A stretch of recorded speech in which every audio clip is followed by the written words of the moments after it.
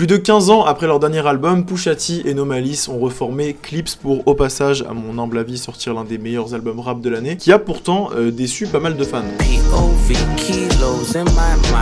Il faut dire que plus d'une décennie d'absence en tant que duo crée forcément énormément d'attentes à l'idée d'un éventuel retour. Parce que quand Clips se montre à la lumière du jour au début des années 2000, c'est un tout nouveau son qui vient prendre d'assaut la scène hip-hop. La rencontre des deux frères avec les Neptunes va donner naissance au fin mélange de textes assez durs sur des productions rap légères, parsemées de pop, de R&B et du climat de Virginia Beach. Avec Lord Willin', Pre-Hell Hath No Fury et enfin Till the Casket Drops, Pusha T et No Malice s'imposent malgré leurs nombreux différends avec leur label, comme l'un des duos les plus créatifs des années 2000. Sauf qu'au bout d'une décennie d'activité, les deux rappeurs sont dégoûtés du fonctionnement de l'industrie. En plus de ça, Malice commence à sentir qu'il a plus ça en lui. Vous connaissez la suite, le groupe se sépare, Pusha T part en solo, il signe chez Kanye West, et le reste, c'est de l'histoire quoi. Donc évidemment qu'à l'annonce de la reformation d'un groupe aussi important que Clips, beaucoup de fans hésitaient entre soit un retour à leur sonorité d'origine, soit une proposition très novatrice qui va un peu casser les codes comme ce qu'ils avaient fait au début des années 2000. Et au final, Clips n'a opté pour aucune de ces deux possibilités. Le 11 juillet 2025, après avoir glissé un taquet mérité à Travis Scott sur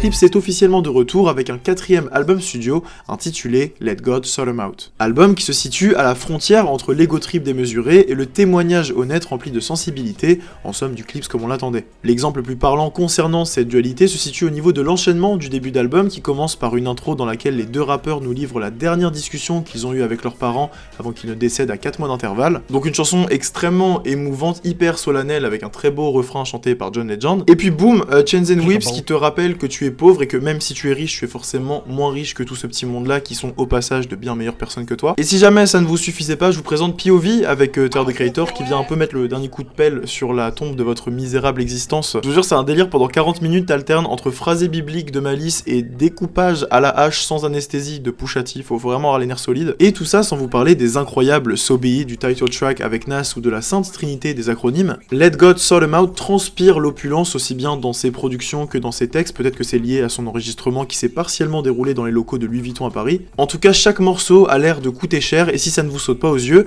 les deux rappeurs vont se charger de le rappeler le temps d'un exercice rap de très haut niveau entre deux textes introspectifs ou deux critiques de l'industrie musicale et de ses acteurs principaux. Et malgré toutes ces qualités, Let God Sort 'Em Out est un album qui a déçu une certaine partie des fans. Alors perso, le seul point qui m'a vraiment déçu, c'est l'horrible cover réalisé par Cause. Alors oui, je capte le message des deux mains qui replacent les ossements d'un squelette à l'image de Pusha T et No Malice qui ressuscitent Clips, mais je suis pas du tout sensible au travail de Cause, je trouve que ça dégage rien, et je me dis quitte à renforcer l'aspect prestigieux de l'album en bossant avec un designer sur la cover, il y avait sûrement de meilleures solutions que celle-ci. Mais le vrai point qui a pu décevoir une partie des fans concerne le contenu de l'album. Comme je disais un peu plus tôt, il y a beaucoup de gens qui s'attendaient à soit retrouver Clips comme à l'ancienne, ou alors avec une proposition novatrice qui aurait le même effet que leur arrivée en 2002, et au final c'est vrai, Let God Sort 'Em Out n'invente rien, c'est un très bon projet rap très bien réalisé, mais qui est pas révolutionnaire pour autant, et c'est normal parce que c'est pas son but non plus. En vrai, on pouvait s'en douter en regardant la discographie solo de Pusha T qui ne s'est jamais voulu extravagante. Ces albums n'ont pas pour vocation de transformer le monde du rap, juste d'apporter leur contribution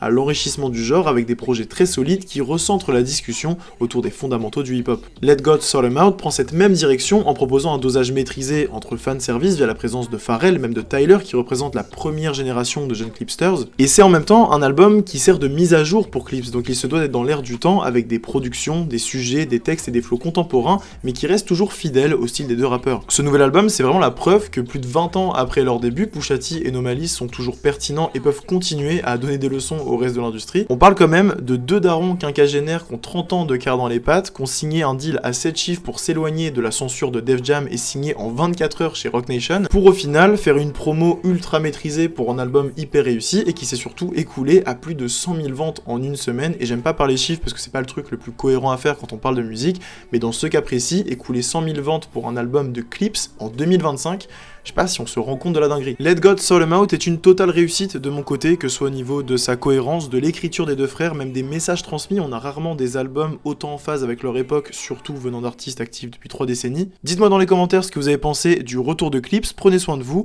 et surtout, n'oubliez jamais... This is culturally inappropriate.